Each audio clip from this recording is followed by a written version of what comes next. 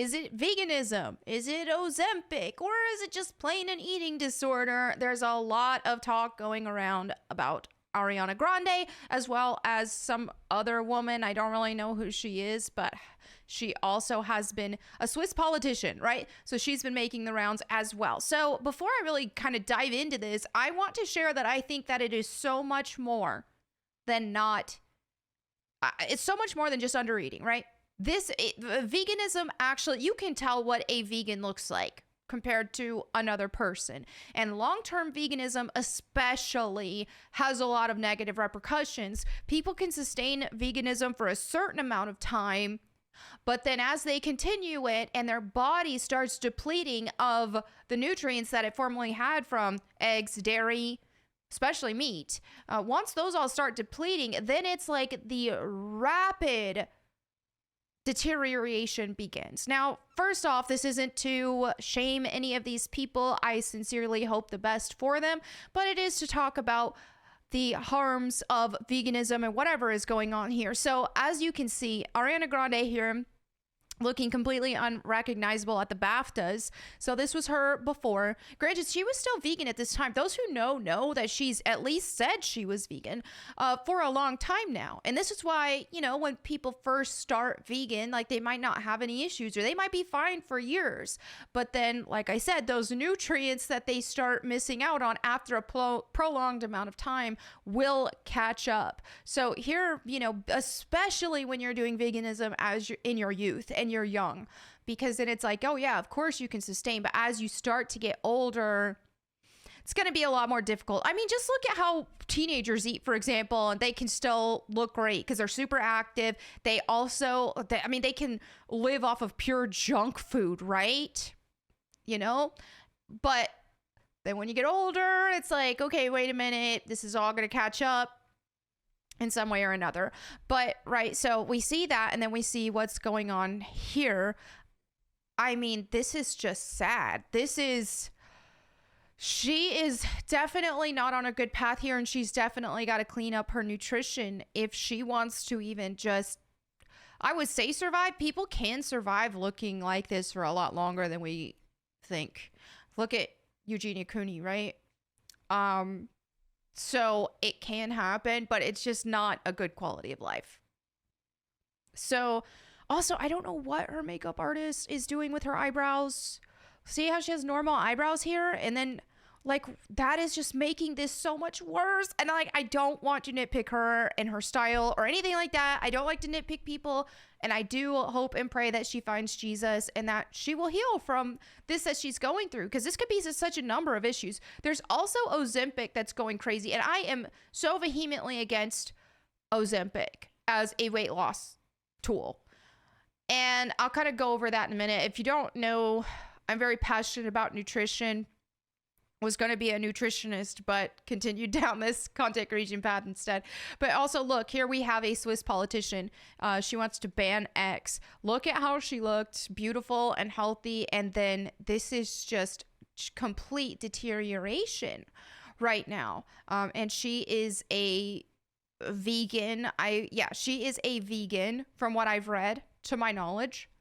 And again, this is more than just veganism and the fact that she's clearly under eating to a severe degree. Here's the thing when it comes to vegans, in order for them to actually getting nutrients in your body, right? Which meat has that in abundance, right?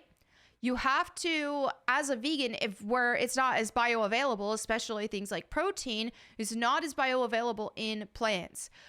So in order to actually get the nutrients your body needs through plants, you have to eat an excessive amount. So you can't be a lean, especially like trying to be lean as a vegan. I know but what about this person? It'll catch up to you. It will. Now, because I want to show an example of an actual lean person who looks amazing and who does the carnivore diet. And she doesn't look emaciated. She doesn't look sickly. Here is Steak and Butter Gal. You guys have probably seen her from different news articles and things like that because she has been on the carnivore diet for 6 years and she's been strict carnivore, because I've been doing carnivore for 5 years, but I haven't been as strict as she has. Like, she doesn't do any cheat days, anything like that. Me, it's like, and then even lately I've experimented with adding some vegetables in to see how I handle it, but that's a whole other discussion. She has been strict carnivore, and she just did, on one of her videos I watched, she did a DEXA scan and she's 12% body fat. 12. If you know, for women, 12% body fat. If someone were to tell me, oh, I'm going to show you a picture of someone who's 12% body fat, I would expect to see somebody who looks sickly. I would not expect to see somebody who actually looks good, because for a woman to be that like 12% body fat, usually it doesn't. But look at her, 12% body fat. She looks amazing because look, she does have a healthy amount of muscle on her body, which granted, I do believe she has mentioned wanting to go to the gym more, which she has been ramping up working out, and she does want to build even more muscle than she already has.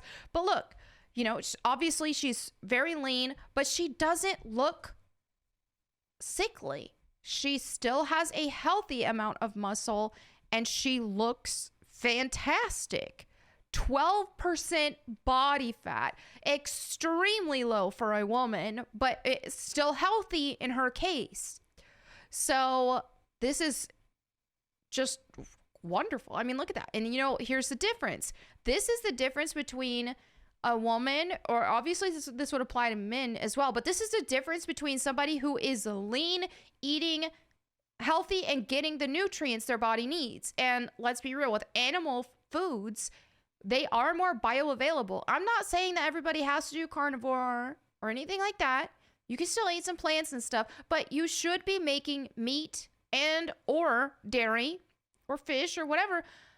Animal-based food should be the main part of your diet, because that is where the most nutrients that you're going to get, that your body will actually be able to absorb, and the protein. You cannot absorb all of that you need just from plants unless you're eating an excessive amount. So if you want to be lean at the same time, good luck with that. That's going to be extremely difficult for you to get the nutrients your body needs from plants and to still also have a lean physique. So in this case, you know, she obviously looks so much healthier here, and she lacks actual muscle on her body. If she ate more protein, actual bioavailable protein, this would help a lot. Now, obviously we know too, Hollywood is demonic. Hollywood is evil.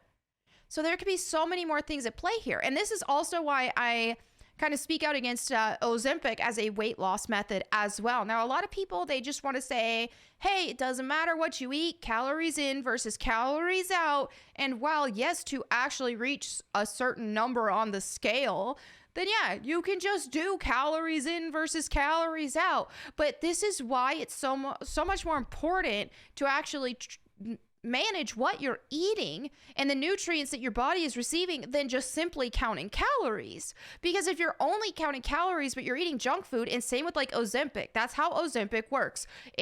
People aren't hungry, so by default they are in a big calorie deficit, and therefore they will lose weight no matter what they eat, because they're simply not eating enough of that to gain weight. But why do they always look like absolute zombies? The reason why they look like zombies is because they're not getting nutrients that they need. So they are in a big calorie deficit and with no nutrients, because these people are eating junk food, because these people want a cheat code and they think that it's all that matters is calories. No. That isn't all that matters, unless you just care about what a number on the scale looks like and you don't care about having energy and having good skin and actually looking good and having a healthy amount of muscle tone. You need to eat nutrient-dense foods. And I know the mainstream guidelines want to demonize red meat. And it's like, red meat is like, has people can live and sustain on just red meat. People do that. So it's like, that should be prioritized, right? Eating red meat, eating eggs, eating dairy, if you tolerate those things, right?